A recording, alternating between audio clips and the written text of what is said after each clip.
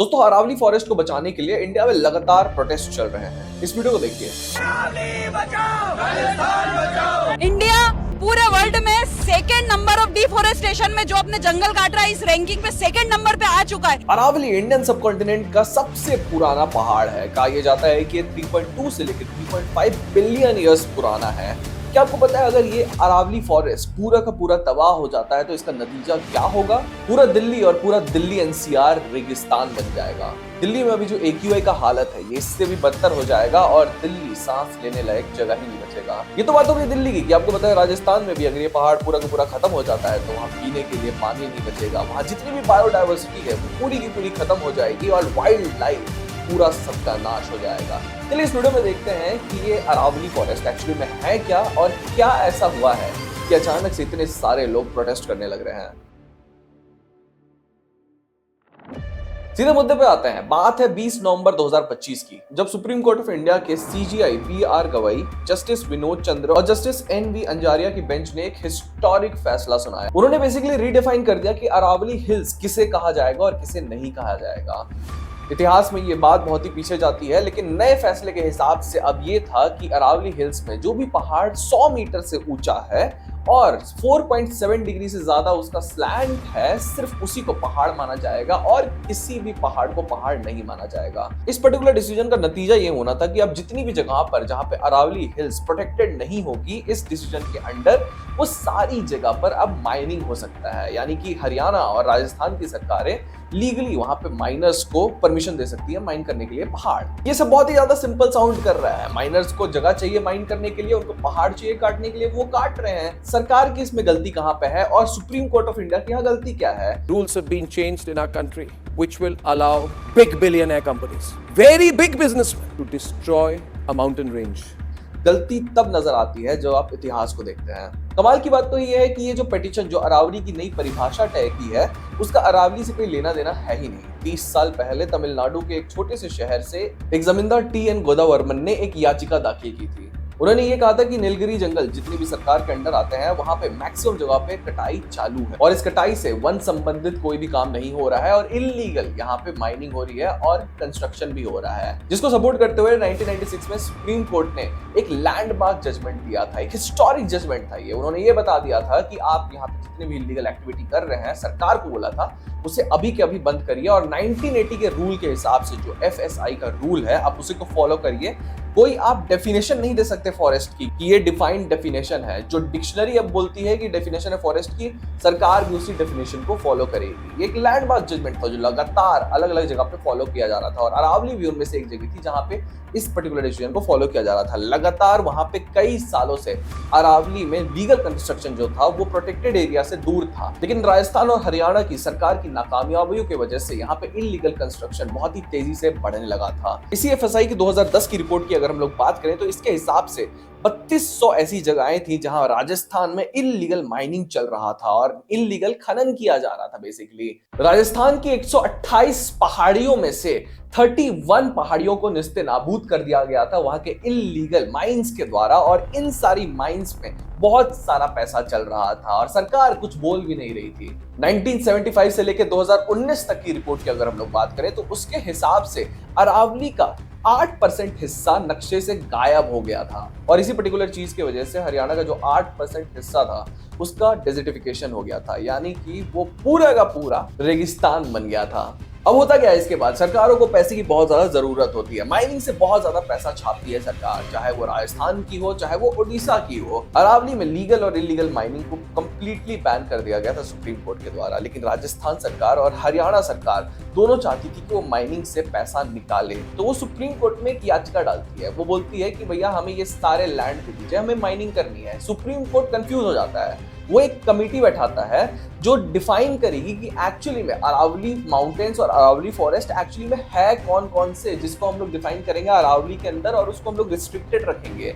एक proper committee बनाई जाती है जिसमें FSI एक मेजर रोल प्ले करता है। इस सेंटर्ड एम्पावर्ड कमेटी यानी कि CEC में हरियाणा, राजस्थान, दिल्ली और गुजरात के बड़े बड़े ऑफिशियल्स भी मौजूद थे। 2024 की शुरुआत की अगर हम लोग बात करें जनवरी में, तो एक फैसला सुनाया गया था जिसमें 30 मीटर तक की पहाड़ियों को पहाड़ बोला गया था और उससे नीचे जितनी भी पहाड़ियां थी उसे पहाड़ के कैटेगरी से कंप्लीटली हटा दिया गया था। इसी फैसले से बहुत ज्यादा नुकसान हो सकता था, क्योंकि कहा यह जा रहा था कि 60% जितना भी अरावली है वो पूरा का पूरा तबाह हो जाएगा इस पर्टिकुलर फैसले के वजह से।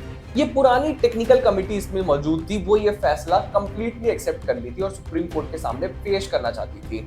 लेकिन एक नई टेक्निकल कमेटी बनाई गई इसके बाद, जो तय करेगी कि एक्चुअल में अरावली फॉरेस्ट कौन सा है और अरावली का पहाड़ कौन सा है। तो उस टेक्निकल कमेटी ने क्या किया, FSI के हिसाब से सबसे पहले फॉरेस्ट और ये पहाड़ कौन से थे, पहाड़ उसी को डिफाइन किया जा रहा था जिसकी हाइट या तो 30 मीटर है, क्योंकि मैक्सिमम पहाड़ों की एवरेज हाइट अरावली की 30 मीटर थी, और जिसका स्लैंट यानी कि जिसका स्लोप करीबन 3 डिग्री का हो। इस पूरे चीज को रीडिफाइन करते हुए नई टेक्निकल कमेटी जो आती है वो बोलती है कि जो स्लोप है वो 4.7 डिग्री का रहेगा और हाइट माउंटेन की 100 मीटर तक होगी। क्या आप लोगों को पता है इस पर्टिकुलर डिसीजन की वजह से अरावली का 92% फॉरेस्ट कंप्लीटली तबाह हो जाएगा और माउंटेन्स कंप्लीटली निस्तेनाबूद कर दिए जाएंगे माइनिंग की वजह से। सिर्फ और सिर्फ 8.7% हिस्सा वो है अरावली का जो 100 मीटर से ऊपर आता है, बाकी सारा हिस्सा 100 मीटर से नीचे है। यानी कि अब सुप्रीम कोर्ट के इस लैंडमार्क डिसीजन की वजह से कंप्लीटली माइनिंग को वहां पे अलाउ कर दिया जाएगा और आज वो माइनिंग होते हुए हमें दिख भी रहा है। स्टेट की जितनी भी एजेंसीज है वहां पे धीरे धीरे करके पहाड़ से पेड़ों को हटा रही है और ये पेड़ हट रहे हैं इसी वजह से कहीं ना कहीं आज दिल्ली में इतना ज्यादा पॉल्यूशन हो रहा है, और ये तो बस शुरुआत है। आप सोचिए राजस्थान के लोगों के लिए ये कितना बड़ा प्रॉब्लम है। ये अरावली फॉरेस्ट जो है यहाँ पे बेसिकली माउंटेन्स मौजूद है। आप सोच रहे होंगे यहाँ पे किस चीज की माइनिंग की जाती है। वैसे तो यहाँ पे जिंक, गोल्ड जैसे अलग अलग मिनरल्स भी पाए जाते हैं, लेकिन मेनली इन पर्टिकुलर चीजों की माइनिंग यहाँ पे नहीं होती है। मेनली यहाँ पे पत्थर को ही खोदा जाता है, यानी कि कंस्ट्रक्शन में पत्थर का बहुत ही ज्यादा यूज होता है। किसी भी तरीके का कंस्ट्रक्शन हो गया वो। दिल्ली NCR का जितना भी रीजन है यहाँ पे बहुत ही तेजी से डेवलपमेंट हो रहा है, तो यहाँ पे पत्थरों की बहुत ज्यादा जरूरत होती है। राजस्थान में भी कई सारे ऐसी जगह हैं, गुजरात में भी ऐसी कई सारे ऐसी जगह है जहाँ पे लगातार कंस्ट्रक्शन की जरूरत होती है और सबसे ज्यादा पैसा माइनिंग में ही होता है। और इसी तरीके के इनलीगल माइंस से जो पैसा निकलता है वो कहाँ जाता है, वो ऐसे पुलिस वालों को जेब में जाता है जो वहां पे काम करते हैं। अब चलिए इस चीज को साइड में रख देते हैं। ये सारा का सारा पत्थर दिल्ली और दिल्ली NCR में जा रहा है। किस चीज के लिए? दिल्ली NCR में पहाड़ बनाने के लिए। यानी कि पहाड़ कहां से तोड़ा जा रहा है? अरावली से। और वो पहाड़ को अब कहां पे शिफ्ट किया जा रहा है? दिल्ली और गुड़गांव में। गुड़गांव में ऐसे कई सारे एरियाज हैं जो अरावली हिल्स के एक्सटेंशन में मौजूद है, और इन सारे हिल्स में अभी बड़े बड़े फार्म हाउसेस बना दिए जा रहे हैं। धीरे धीरे इन सारे हिल्स को कैप्चर करने की कोशिश की जा रही है बिना रिप्रकशंस जानते हुए। अब ऐसा रिप्रकशन क्या है जिसकी वजह से मैं ये बोल रहा हूँ कि दिल्ली और दिल्ली NCR का जितना भी एरिया है उसका डेजर्टिफिकेशन हो जाएगा, पूरा का पूरा रेगिस्तान बन जाएगा। सबसे पहले तो आप ये जानिए, राजस्थान के जितने भी डेजर्ट एरिया है, सबसे बड़ा डेजर्ट थार डेजर्ट। ये थार डेजर्ट से जितनी भी हवाएं आती है वो दिल्ली की तरफ आती है। अब इन सारी हवाओं को रोकता कौन है? अरावली पर्वत रोकता है। और इससे होता क्या है? दो चीज, जितनी भी मिट्टी होती है ना उसको रोकता है। सबसे पहले ये डेजर्टिफिकेशन नहीं होने दे रहा है दिल्ली का। दूसरा PM 2.5 जो है ना, जो नाक के अंदर चले जाता है, जिससे बड़ी बड़ी बीमारियां होती है, AQI बढ़ जाता है, उस पर्टिकुलर चीज को भी अरावली के जितने भी पहाड़ और उसमें मौजूद जितने भी ट्रीज हैं वो सारे अपने में सोख लेते हैं, जिसकी वजह से दिल्ली तक ये सारा 2.5 वाला नहीं आ पाता है। अरावली में कई अलग अलग तरीके के जानवर भी रहते हैं। ये जितना भी बायोडाइवर्सिटी है वहां पे उसको पूरा प्रोटेक्ट करके रखता है अरावली का फॉरेस्ट, और अंदर में जमीन के अंदर जितना पानी है उसको भी ये बार बार रिफिल करता है। राजस्थान जैसे स्टेट के लिए जहां पानी मिलना ऐसी बहुत ज्यादा मुश्किल होता है, अरावली फॉरेस्ट वहां के लिए एक जीवन दान जैसा है। लेकिन राजस्थान की सरकार कहीं ना कहीं इस चीज को नहीं समझ पा रही है। वो ये देख रही है कि अगर हम लोग इस अरावली फॉरेस्ट को पूरा का पूरा तबाह कर देंगे तो हमें मुनाफा कितना होगा। वो अपने बच्चों के बारे में नहीं सोच रही है, वो फ्यूचर जनरेशन के बारे में नहीं सोच रही है। हरियाणा का 8% डेजर्टिफिकेशन हो गया था सिर्फ और सिर्फ 20-30 सालों में। आप सोचिए अगर आज अरावली हिल्स को पूरा का पूरा तबाह कर दिया जा रहा है तो गुड़गांव और दिल्ली का कितना जल्दी डेजर्टिफिकेशन होगा, कितना जल्दी ये पूरा का पूरा रेगिस्तान बन जाएगा। वेल, आप किसके सामने गुहार लगाओगे? यही सरकार बार बार याचिका डालती है सुप्रीम कोर्ट में ये बोलते हुए कि हमें यहाँ पे माइनिंग करनी है। आप चाहते हो यही सरकार सालों से जो मेहनत कर रही है इस पर्टिकुलर डिसीजन के लिए, वो तुरंत अपना डिसीजन वापस लेने के लिए अब सुप्रीम कोर्ट चले जाएगी, या सुप्रीम कोर्ट इसमें इंटरवीन करेगा इस डिसीजन को वापस लेने के लिए? आप किसी से कोई भी होप नहीं रख सकते, लेकिन आप क्या कर सकते हैं? आप प्रोटेस्ट कर सकते हैं, आप इसके खिलाफ आवाज उठा सकते हैं। थोड़ी देर के लिए चलिए हसदेव फॉरेस्ट के बारे में बात कर लेते हैं। छत्तीसगढ़ का लंग्स कहा जाता है इस हसदेव फॉरेस्ट को। लगातार यहाँ पे माइनिंग चालू है। किस कंपनी के द्वारा? अडानी ये कंपनी के द्वारा। और एक समय पे इस पूरे माइनिंग को रोकने की कोशिश भी की गई थी, लेकिन उस समय सरकार ने फिर से अलाउंस दे दिया था। 2024 में फिर से इन्हें अलाउंस मिल गया था। अब लगातार हसदेव फॉरेस्ट तबाह किया जा रहा है और उसके बदले बोला यह जाता है कि अलग अलग जगह पे हम लोग ट्रीज लगा रहे हैं, लेकिन होता कुछ भी नहीं है। कुछ ही साल पहले अंडमान निकोबार के पास एक बहुत बड़ा प्रॉपर्टी बनना था, वहां पे एक बहुत बड़ा कंस्ट्रक्शन होना था। बोला ये गया कि हम लोग इस पर्टिकुलर जगह में जितने भी पेड़ काटे जा रहे हैं हम लोग कहीं और लगा देंगे। हुआ ये कि यही अरावली हिल्स के पास ही एक जगह है जहां पूरे एरिया को क्या बोला गया कि हम ये पूरे एरिया को रिस्ट्रिक्ट कर दे रहे हैं, हम लोग उस जगह का जितना पेड़ तोड़े थे हम लोग यहाँ पे वो चीज को लगा देंगे।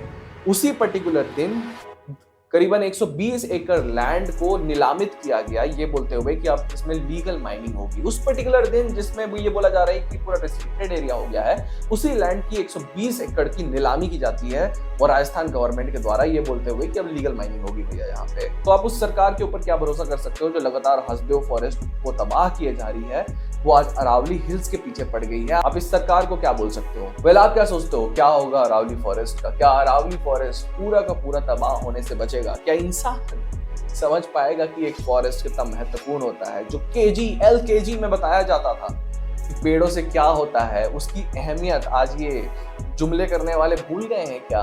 वैसे तो हर एक अच्छे मोमेंट में एक पेड़ लगा दिया जाता है, वीडियो में दिखा दिया जाता है, लेकिन जब एक्चुअली में पेड़ों को बचाने की बात आती है तो ये सरकार चुप्पी थाम लेती है। वेल, आप क्या सोचते हैं? हमें कमेंट सेक्शन में जरूर बताइएगा।